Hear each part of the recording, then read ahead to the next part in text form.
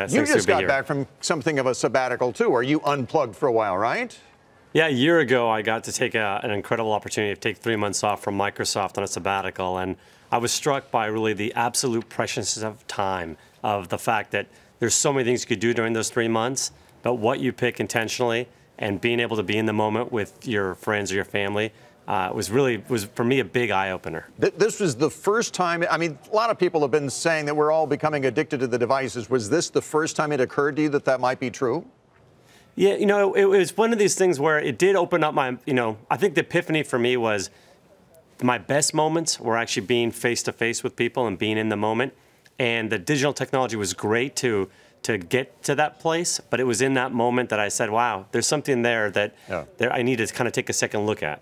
Yusuf, this makes me feel uncomfortable on so many levels. Number one, it seems very big brothery to say, do you want your computer to encourage you not to love it? I mean, isn't that our own responsibility? Secondly, maybe you can answer this because you work at a company that has some technology.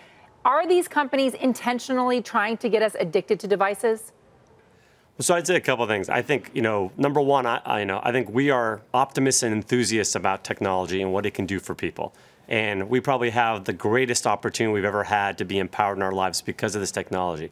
But as you pointed out earlier, we are also now seeing these interesting effects. Average person checks their phone between 150 and 1,000 times a day, 3 to 6 hours of that time.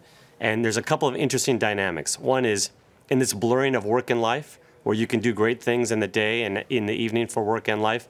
There's a feeling when our research of people saying, I feel like I'm always on. I feel like there's this great pressure. Right. The second big thing is that in some of the devices you pointed out, they give you these great services for free, which is great. But the way the business model works is they need your time, they need your attention, they need your data.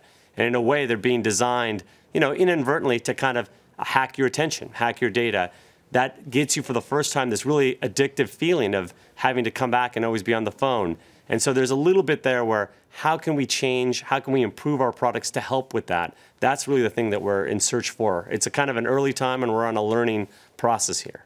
It's interesting, Yusuf, because you're basically putting out or explaining a value system for Microsoft, right? And it goes back into, to some of the comments that have been made by Satya Nadella in recent months about, a bigger focus on privacy as well. There is this bigger, broader debate right now in technology around values and the value constructs that companies are basically laying out for themselves right now. Twitter right now is obviously sort of at the forefront in terms of this debate. But how are you at Microsoft thinking about that in terms of future business, and how do you think consumers are reacting to it? Yeah, it's a super pivotal question. I think for us, the way we think about it at Microsoft is we have a bit of a unique role. Satya's mission has been for the company to empower people to be able to achieve the things they want. And so when we design great software products, whether it's the Surface or Outlook, our goal is to build these products to give you back your time, not to sort of, mine your time. And a second value for us is really to make these things broadly applicable and inclusive to people of all abilities and all skills. And in that push, I think we feel that there's something that really excites us, but it also drives a uniqueness for our business because it's a different approach than other companies have.